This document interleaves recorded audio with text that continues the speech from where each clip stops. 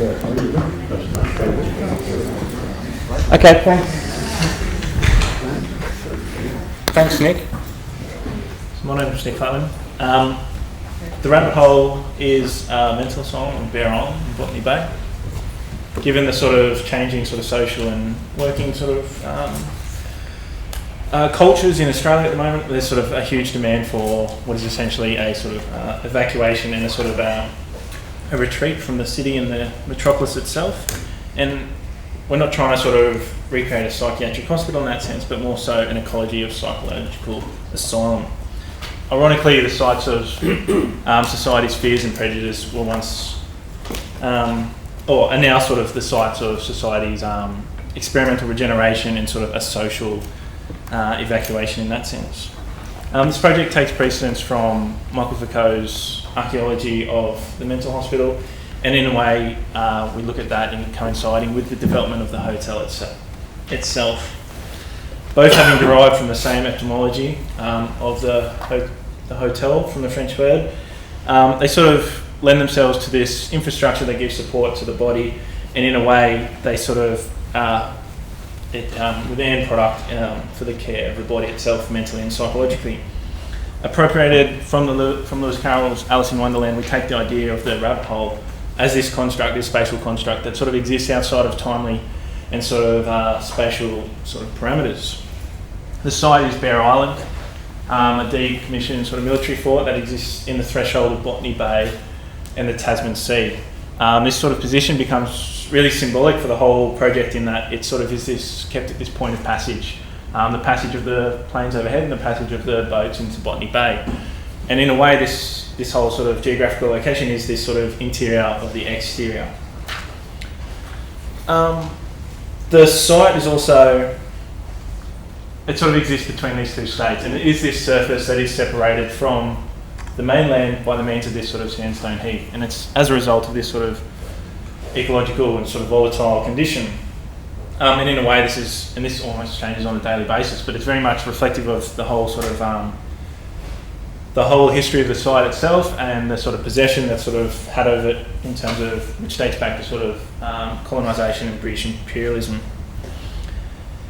So the site actually becomes the diagram for the project, both geographically and topologically, as sort of creating a sort of what was once a visible fortress of order is now sort of this castle of our conscience, or a sort of a vessel of containment. So approaching Bear Island is through, we've recreated a sort of bridge. Actually that skips something. There's a floor plan meant to be in there, Chris. Well, I didn't put together that PowerPoint then.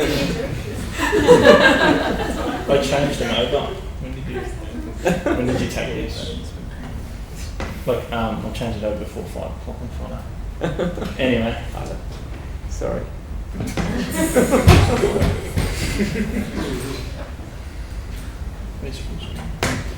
Okay, so essentially, we start off with sort of a bridge which sort of goes to the actual island itself, and then this, arranged around each of the actual fort locations on the actual island, is our facilities, and what really connects them is a series of corridors. And these corridors sort of become this, they are essentially these sort of the connective tissue which connects all these fabrics of the thing. And sort of as the English poet sort of Samuel Beckett explains, he sort of describes about these non-existing spaces as my peace is there in the receding mist, where I may cease from treading these long shifting thresholds and live in a space of a door that opens and closes. And in a way, we're trying to recreate that sort of limbo sense of the whole island itself, and that reaffirm that idea of psychological sort of displacement. So the Bear Island facility is sort of broken out into 5 sort of headlands, and they sort of split out as a sort of defensive sort of structure for Botany Bay. So our bridge is essentially a series of segments which come across, and they're divided up into a series of surfaces. As they cross the bridge, they are separated from their own luggage, and they sort of take this different sort of path based on their sort of presence gravitationally. so these are the bridges, and it's based on a simple sort of physics model of displacement, where their sort of presence on one part of the bridge actually displaces the other, and so we get this sense of balance and an idea that their own sort of presence and mass is actually displaced.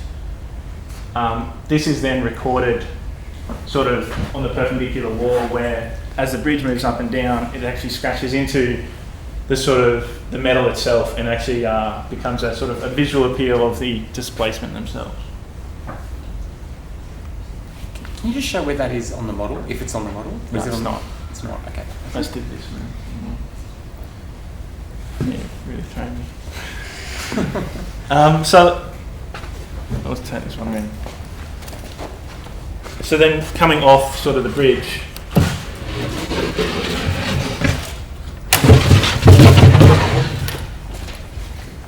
coming off the bridge, we then come into the anteroom that's with an eye, in the sense that we sort of take an idea of the room and sort of deconstruct it in a way of creating an osmosis between this interior and exterior, and the sort of the surface of the actual island itself. So we sort of take the idea, this is essentially the parallel of the lobby itself, which is this sort of this bridge between sort of two different realms, in that where we have a pre-existing conceived reality, and then it's sort of the lobby in a sense becomes this sort of this space of separation, but then it also is the point of orientation within this new sort of constructed reality. And so we use this idea of this threshold and this displacement through that room in our own sort of deconstructed way. But what we sort of take the idea of the room itself as a sort of enclosed space, and we which is an enclosed space by walls. And so in this sense, the whole project, the walls actually become the most important part of the actual room itself, in that they actually inhabit the walls, where the people who are sort of, actually you can see it right, the people who are, angle it a little bit, yeah.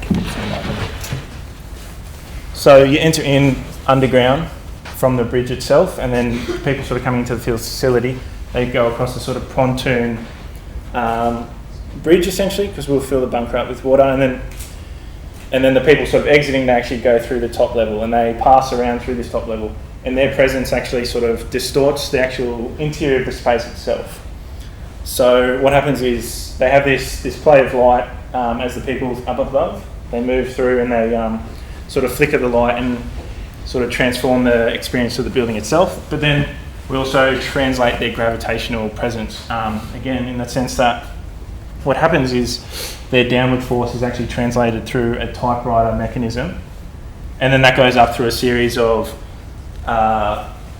ratchets and pulleys, and that sort of comes up to the top, and it pulls these aluminium curtains which line this interior, and these sort of curtains are extremely thin and they sort of flicker in the wind, and what happens is they will distort over time as the people sort of move through it, and it becomes a recording of the people's presence in the actual metal itself, and so it becomes this idea of embodying memory in the actual material. This, in the same sense, in the fact that it's walking up, it sort of it changes or reverses this idea of gravity in the same sort of sense as Alice in Wonderland, sort of the Lewis Carroll rabbit hole, in that sort of gravity becomes in the opposite direction. Yeah, and so in that sense, really, the bodies or the people who are actually using it, they become an architectural tool, and they become sort of part of our materials in the actual use of recreating this sort of architecture. And then from the anteroom, they then sort of go into these corridors, and then they flow into the other rooms of the facility. And I'll just sort of play you a quick video of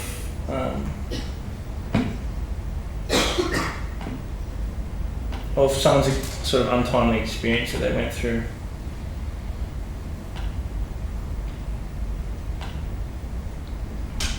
What was the end of that?